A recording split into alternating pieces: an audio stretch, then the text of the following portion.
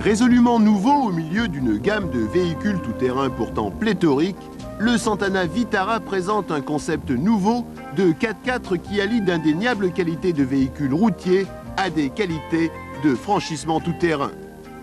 La console centrale équipée d'une montre digitale, de la radio, des commandes de ventilateur et de l'allume-cigare se prolonge jusqu'au levier de vitesse. Tout y est étudié pour le confort des pilotes et de ses passagers. Les sièges avant, de type baquet, garantissent le maintien indispensable sur routes sinueuses ou en tout terrain.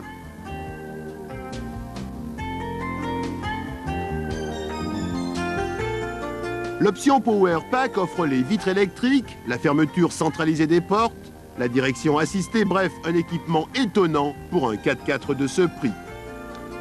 Sa ligne, tout à la fois esthétique et agressive, est soulignée par des ailes élargies et un pare-choc proéminent. En lui, tout respire la puissance.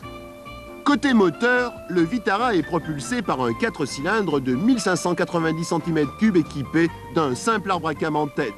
Bloc cylindre et culasse en aluminium, vilebrequin creux contribue à l'allègement du groupe moteur. De plus, la conception à flux transversal de la chambre de combustion accroît de manière notable la puissance et le rendement.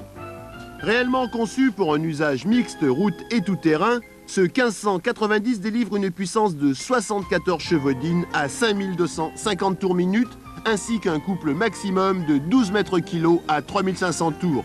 Des valeurs moyennes assurant la polyvalence de l'auto. Détail, pour améliorer le silence de fonctionnement, la courroie de distribution est dotée d'un profil spécial. Bref, un moteur spécifiquement conçu pour faire preuve de son éclat tant sur le bitume que sur les chemins de montagne. Sur la piste spéciale antidérapage de chez Elf, le Vitara se comporte comme un jouet, d'autant qu'avec sa transmission 4 roues motrices, l'auto devient beaucoup plus efficace. Cela dit, quand on connaît le coefficient de glisse offert par la piste, pas une seule auto existante, sans pneus adaptés, ne peut tenir son cap sans tête à queue. Dans tous les cas, le Vitara reste particulièrement maniable grâce à une direction plutôt directe. Image.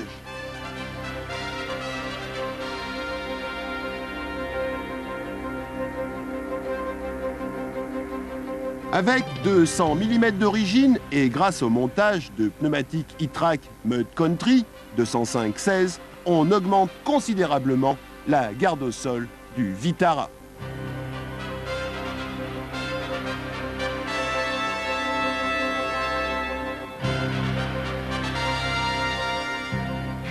Je pense beaucoup de bien du Vitara. J'avais pressenti avant de l'acheter que c'était un bon véhicule.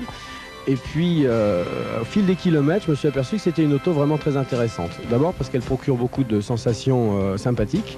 En plus, une auto qui a beaucoup de charme.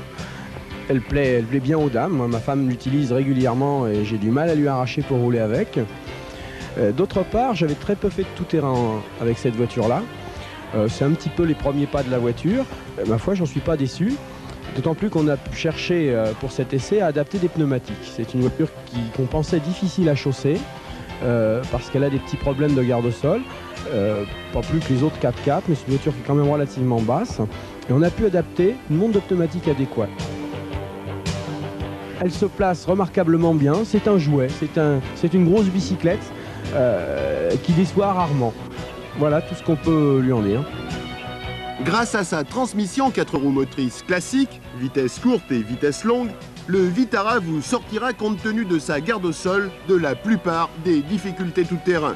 De plus, des détails, comme les 3 gicleurs de lave-glace par essuie-glace, vous garantiront une vision parfaite. Et comme à l'habitude, nous terminerons par la facture, une somme plutôt sympathique, eu égard à la classe de l'auto. En TVA 22%, voiture particulière, l'auto vous coûtera de 105 000 francs en version JLX cabriolet à 117 000 en version berline Power Pack. Réellement une très bonne affaire compte tenu des prix pratiqués par la concurrence. D'autant que si vous en avez la possibilité, il est toujours possible d'acheter un Vitara 2 places TVA 18 6.